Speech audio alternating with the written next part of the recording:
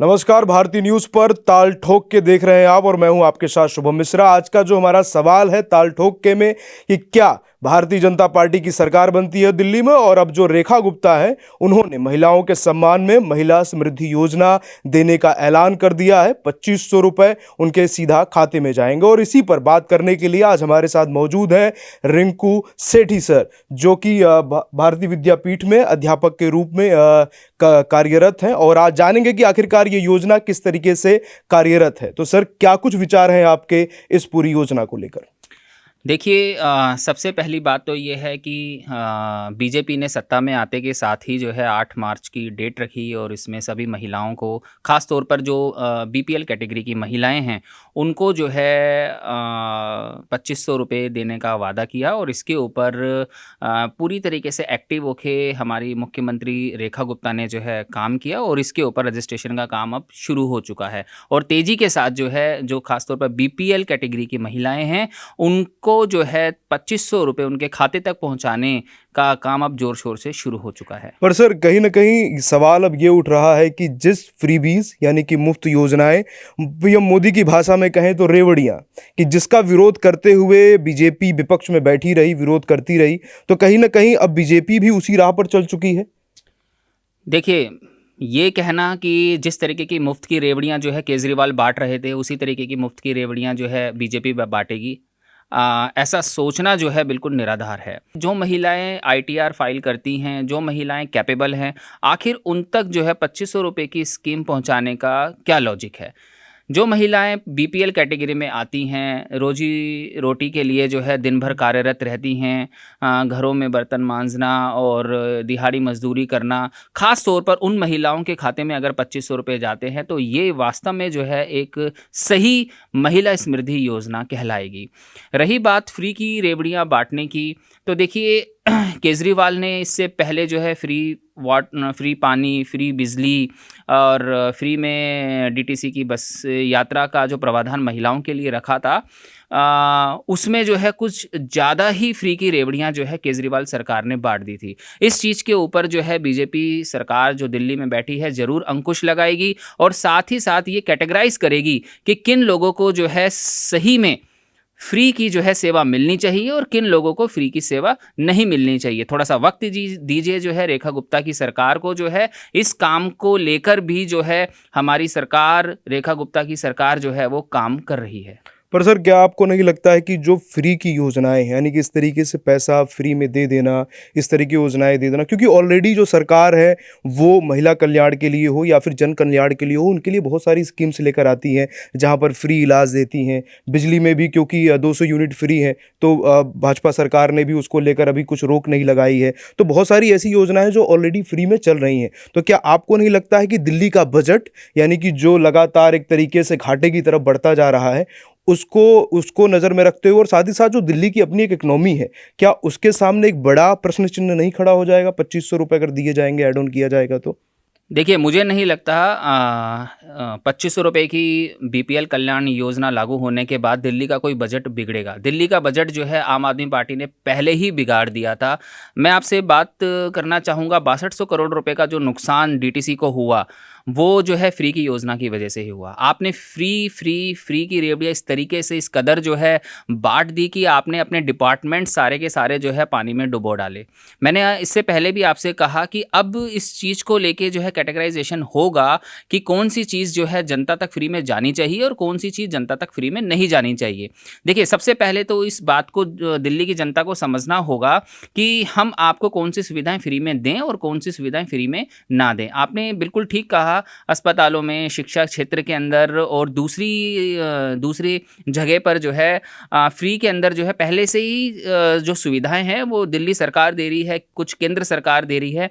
लेकिन इस बार रेखा गुप्ता की जो सरकार आई है वो फ्री की योजनाओं के साथ साथ दूसरे जो डेवलपमेंट के काम हैं जिसके ऊपर केजरीवाल सरकार ने ध्यान नहीं दिया था और वोट बैंक की राजनीति सिर्फ फ्री की रेवड़ियां बांटकर ही की थी, वो हमारा सेकेंडरी मिशन रहेगा। प्राइमरी मिशन जो है हमारा दिल्ली की डेवलपमेंट पे रहेगा जो है। सर, हाल ही में हमने देखा कि विधानसभा का सत्र स्टार्ट हुआ, उस पर कैग की रिपोर्ट को लेकर चर्चा हुआ। तो अभी जो सत्ता में बैठे हैं उनके विधायकों ने भी काफ़ी सारे आरोप लगाए, जो अभी पार्टी जो सत्ता से चली गई है, तो उसमें भी बहुत सारी चीज़ों को देखा गया, उसमें भी मोहल्ला क्लिनिक वगैरह को लेकर भी आरोप लगाए। तो क्या आने वाले समय में आप देख रहे हैं कि जो मोहल्ला क्लिनिक की जो स्कीम है वो भारतीय जनता पार्टी उसे कंटिन्यू करेगी, या फिर नाम चेंज करके कोई और इसको नया रूप दिया जाएगा? देखिए, मोहल्ला क्लिनिक की हकीकत और सच्चाई किसी से नहीं छुपी हैं। आपने जो है रूटीन की डिस्पेंसरीज़ को बंद करके उनका नाम मोहल्ला क्लिनिक रख दिया। अभी कैग की रिपोर्ट के अंदर ही इस बात के ऊपर प्रश्न चिन्ह भी लगे कि द मोहल्ला क्लिनिक के अंदर जो दवाइयाँ बँट रही थी वो किन ठेकेदारों को इनका ठेका दिया गया था, कॉन्ट्रैक्ट किसके पास था, और कई जगह से इस तरीके की भी शिकायतें आई कि यहाँ से मिलने वाली दवाइयाँ जो थी वो नकली थी। अब ना जहाँ तक बात है नाम बदलने की, नाम के साथ-साथ हमने जो है मोहल्ला क्लिनिक का काम भी बदला है। आप अभी जाकर देखेंगे तो कई मोहल्ला क्लिनिकों को हमने जो है सही तरीके से सुचारू रूप से जो है शुरू कर दिया है, और जहाँ एक्चुअल में जो काम होना चाहिए डिस्पेंसरी के अंदर जो है वो काम हो रहा है। केजरीवाल सरकार ने मोस्टली जो डेली रूटीन की डिस्पेंसरीज़ थी, जहाँ पे आंगनबाड़ियाँ थी, डिस्पेंसरीज़ थी जो है, वहाँ पर उन्होंने उनको मोहल्ला क्लिनिक में कन्वर्ट कर दिया, नाम उसका चेंज कर दिया। लेकिन आपने बीच में कई रिपोर्ट्स देखी भी होंगी कि कई मोहल्ला क्लिनिक्स पे टाइम पे डॉक्टर्स नहीं है, कई बार जो है मोहल्ला क्लिनिक्स बंद मिलते हैं, कभी दवाइयाँ नहीं मिलती थी।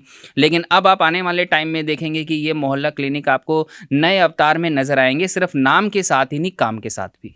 अब सर, मोहल्ला क्लिनिक की अगर बात हो गई है तो अब सवाल यमुना की सफाई पर भी बन जाता है, क्योंकि ये पूरी कड़ी है जिनको लेकर कहीं ना कहीं भारतीय जनता पार्टी इस बार चुनाव में थी, और दिल्ली विधानसभा में जहां पर भी वो लोग गए इन मुद्दों को लेकर उन्होंने बाकायदा जनता से कई सारे वादे किए। और हमने देखा कि जैसे ही दिल्ली में सरकार बनती है और वैसे उसी के साथ ही यमुना घाट पर आरती शुरू हो जाती है। हमने देखा कि कुछ मशीनें लगा दी जाती हैं जहाँ पर यमुना के पानी को साफ भी किया जाता है।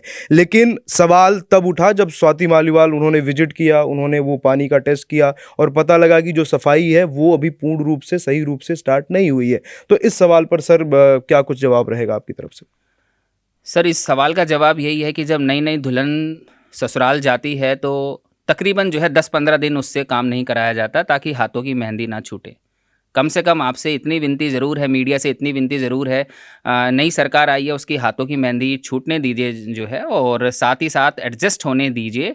जिसमें मंत्रालय जब कोई भी मंत्री संभालता है, और नए नए मंत्रियों ने मंत्रालय संभाले हैं, रेखा गुप्ता जी पहली बार सीएम बनी हैं, उनके पास कार्य योजना पूरी तरीके से है, उनको पता है कि किस चीज़ का इम्प्लीमेंटेशन किस तरीके से करना है। तो ये एक टाइम टेकन प्रोसेस है। अब आने वाले महीनों में, मैं सालों की बात नहीं करूँगा, आने वाले महीनों के अंदर आप देखेंगे कि जो है वास्तव में जो आपने प्रश्न मुझसे किया कि यमुना क्या वास्तव में साफ़ होगी, मैं इस बात की गारंटी देना चाहता हूँ कि यमुना को हम इस स्तर का बना देंगे जिस स्तर का हमारा त्रिवेणी संगम बना है, जहाँ पे महाकुंभ वास्तव में एक वर्ल्ड विश्व लेवल के ऊपर जो है, अंतर्राष्ट्रीय पटल के ऊपर जो है एक मार्क बना है। इसी तरीके से यमुना भी जो है अंतर्राष्ट्रीय स्तर के ऊपर एक मार्क बनेगा, और वो इसी सरकार के रहते बनेगा। बस कुछ समय आप जो है दीजिए। सरकार ने अपना काम स्टार्ट कर दिया है, शुरू कर दिया है, इंस्पेक्शन जारी है। और रही बात जो है आतिशी का यमुना का दौरा करने की, अब वो विपक्ष है, वो अपनी भूमिका निभा रहा है, और आम आदमी पार्टी जो विपक्ष में बैठी है, विपक्ष का काम है आरोपों में जो है सत्ता में बैठी जो सरकार है उसको घेरना, और हम इसका स्वागत करते हैं। आप हमारे अंदर जितनी कमियां निकालेंगे उस हमारे काम के अंदर उतना ही सुधार आएगा। तो मैं तो थैंक्स करना चाहूँगा कि आपके माध्यम से जो है, मीडिया के माध्यम से हमें पता लगता है कि आरोप और प्रत्यारोपों का दौर इस हद तक और इस कदर चल रहा है कि हम कटघरे में खड़े हो जाते हैं। और अच्छी बात है कि कटघरे में खड़े होने के बाद हमें पता लगता है कि हमारी कमियाँ क्या हैं, और हम दिल्ली की जनता के सामने और बेटर तरीके से किस तरीके से जा सकते हैं। धन्यवाद सर। ताल टॉक में अब सवाल सीधे जनता से है कि आखिरकार जिस तरीके से रिंकू सर ने कहा कि अब थोड़ा सा टाइम दीजिए, यानी कि 15-20 दिन या फिर 15-20 महीने, खैर साल नहीं क्योंकि 5 साल के बाद चुनाव फिर से होगा, तो आखिरकार दिल्ली की जनता अब कितना समय देगी, और जो नई दिल्ली की जो नई नवेली जो सरकार है उसके हाथों से मेहंदी छूटने में कितना समय लगेगा, और आखिरकार कब तक वो सारे जो वादे थे उनको पूरा होते हुए दिल्ली की जनता अपनी आंखों से देखेगी। इन्हीं सभी सवालों का जवाब हम तलाशते रहेंगे ताल ठोक के में। अब आप भी भारती न्यूज़ को सब्सक्राइब करना ना भूलें, फॉलो करना ना भूलें, क्योंकि हम आपसे अब यूं ही मिलते रहेंगे एक नए सवाल के साथ, एक नए टॉपिक के साथ, अपने गेस्ट के साथ और विचारों के साथ ताल ठोक के पर। धन्यवाद।